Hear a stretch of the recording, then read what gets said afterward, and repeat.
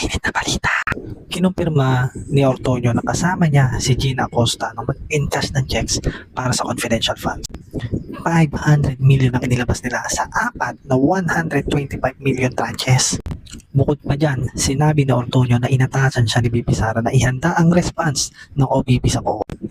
Pero aminado siya na umasa sa impormasyon makukuha kay Acosta at kay La Chica at hindi niya sinuri ng detalyado ang liquidation at supporting document bago sinumite sa COA.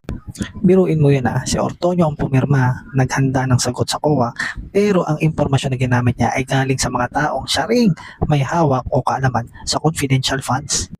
Lumabas din na noong 2024 ay may 150,000 na hindi na liquidate o na reimburse at personal muna itong sinalo ni Ortonio. Ayon sa report, hanggang ngayon ay hindi pa siya nababayaran doon. Sa testimony ni Acosta, si La Chica ang nag-implement ng confidential operation at siya rin ang nagbibigay ng documents na ginagamit sa liquidation.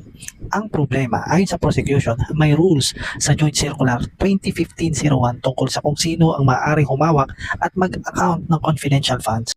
Posibleng maging importanteng witness to si La Chica dahil paulit-ulit na lumalabas ang pangalan niya sa testimony ni Acosta at ni Ortonio.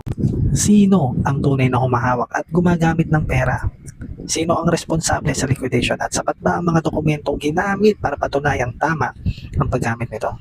At dito naging mahalaga ang testimony ni Ortonio dahil sinabi niyang siya ang naghanda ng COA responses pero umaasa lang siya sa impormasyon ni Acosta at ni La Chica.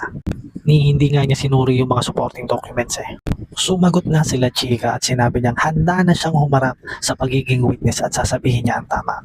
Gagawin din ba niya yung ginawa ni Acosta? Isasakripisyo ba niya yung sarili niya para lang magmukhang inosente si Sara Duterte?